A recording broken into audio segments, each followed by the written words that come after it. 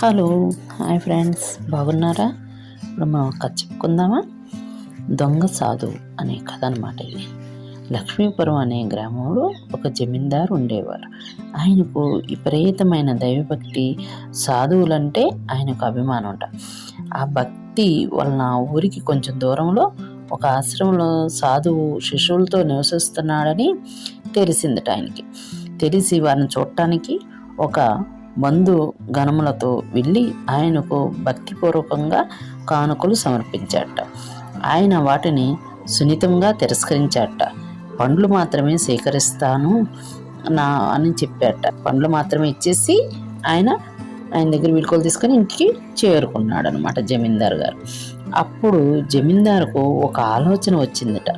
తన వద్ద ఉన్న విలువైన బంగారు ఆభరణాలు, వజ్ర వైడూర్యాలు మూటగా కట్టి ఒక్కడే ఆశ్రమానికి బయలుదేరారట.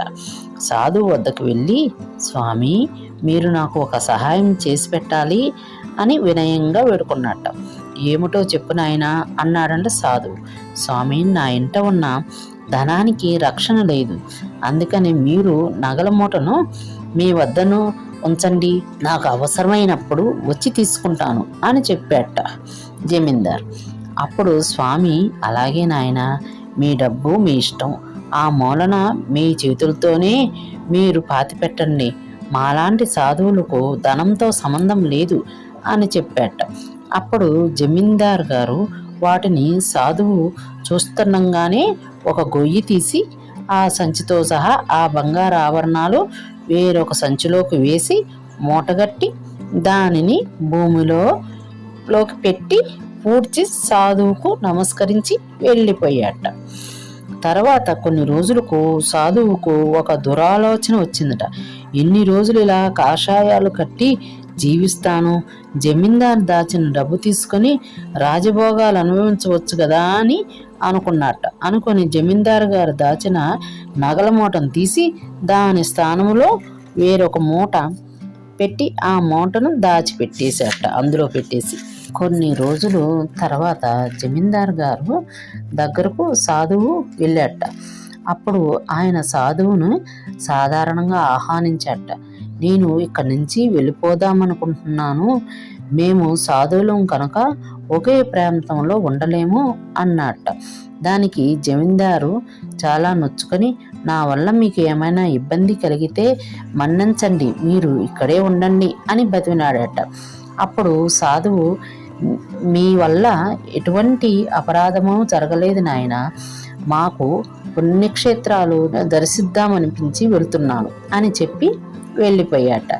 ఆయన చెబుతున్న మాటలు జమీందారు గారి భార్యకు నమ్మబుద్ధి కాలేదట.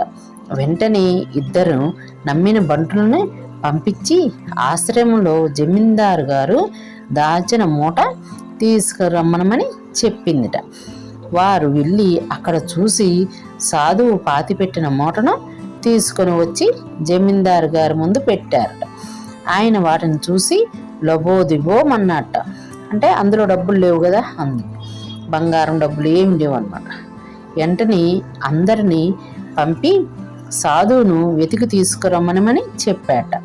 అప్పటికే సాధువు వేరే గ్రామానికి సాధువు వేషం తీసి బయలుదేరబోతున్నట్ట.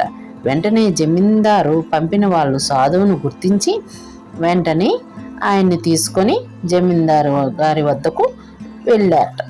అప్పుడు సాధువు, మీరు నన్ను ఎందుకు తీసుకురమ్మన్నారు అని దబాయించబోయాట. స్వామి, మీరు వెళ్తున్నట్లు చెప్పారు, కానీ నేను మీ దగ్గర దాచిన డబ్బు మూట గురించి ఏమీ చెప్పలేదు అన్నాడంట. జమీందారు ఏమీ తెలియనట్లుగా చెప్పాట. నా దగ్గర నువ్వు సొమ్ము దాచావా? ఎప్పుడు నాయనా? నేను సన్యాసులం, మాకు డబ్బుతో పని లేదు అని బొకాయించబోయాట. వెంటనే ఆయన దగ్గర ఉన్న సంచిని తీసుకుని దానిలో చూడగా జమీందారు దాచిన డబ్బు మొత్తం దానిలోంచి బయటపడిందట. దానితో దొంగ సాధువును మోసం బయటపడింది. జమీందారు ఆయనను ఆ గ్రామం నుంచి బయటకు వెళ్ళగొట్టేశాట.